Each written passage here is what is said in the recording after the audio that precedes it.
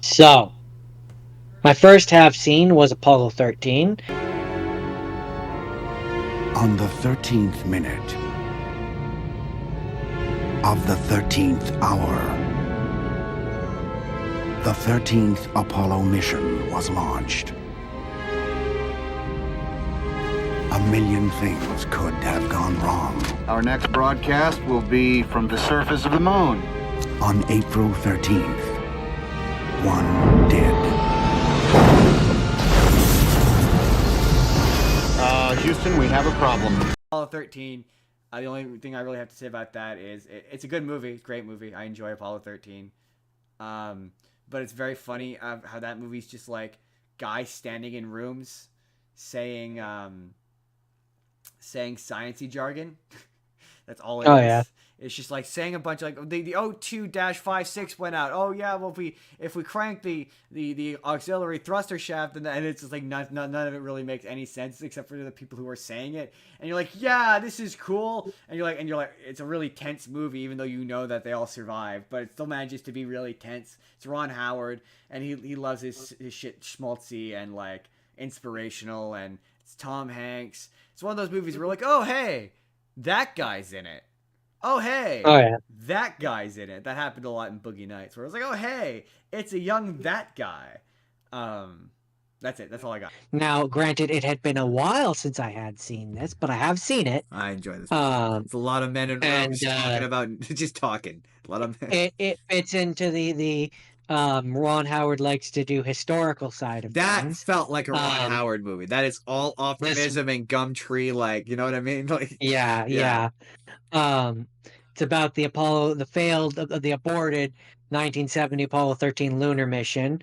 And I didn't realize this. It's an adaptation of a book. Yes, it is. It's an adaptation of the book called Lost Moon, The Perilous Voyage of Apollo 13. Wait, hold on. Apollo 13. I'm going to take a swing at this.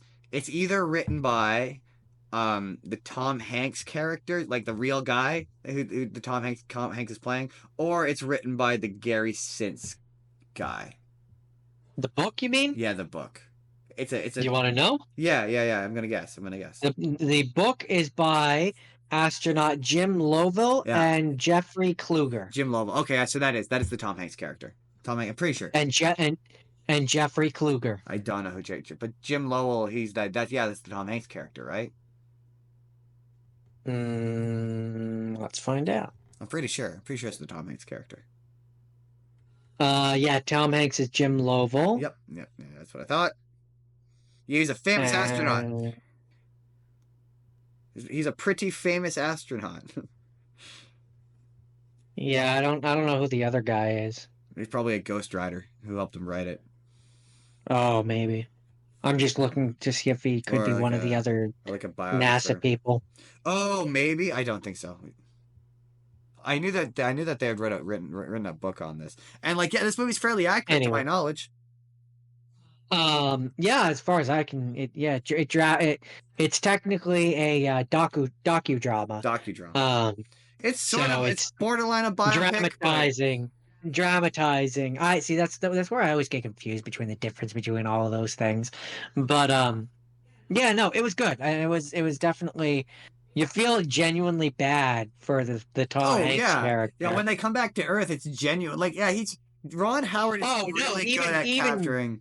Even before they get back to Earth, when they were up there, there's a portion where they think they're on TV, but all the broadcast networks have cut them because nobody's interested because Neil Armstrong and all of them already did it, and it's it's where they're doing their thing on TV, and the wife leans in and at one point or someone leans in and it's like, do they know they're not on TV? And he's like, we'll tell them once they're back. Yeah, I know. And you're like, you feel bad. I feel bad for them because it's like what they're doing. Just because they did it second or whatever doesn't make it any less impressive. Yeah, the human capacity to not pay attention to things when they're happening, current events. The human attention span has always been low. People pretend like people not being able to hold their attention on an important thing is a recent thing, but no, it's always been like that. Just the media I machine mean, was a bit slower it's not back even then. just that it was that they weren't able to pay attention. It's just because, as far as the human consciousness is concerned, in that instance, they've already seen it. Yeah, exactly. They've seen it. Well, no, because initially in the movie that they're invested in them, because they're keeping track of that point you're talking about, they had been paying attention to them being in trouble, and they'd stopped paying attention to them being in trouble. And that's what I'm saying. No. In the movie, like the part of like it's supposed to be a big deal that they're going up, and the news doesn't pay attention because they're not in trouble and everything is going good, and then everybody checks in again and becomes suddenly invested when they are in trouble. Fair enough. I got That's when people start caring again because it's like, oh, well, now they might die, so it's sensationalized. But prior to that, the human, like the news and stuff, didn't have them on it because they weren't pulling the numbers that Neil Armstrong and the first people that did it were pulling. Because as far as everyone else was concerned, it had been done. But yeah, when they get back to Earth, when they land, it is genuinely uplifting.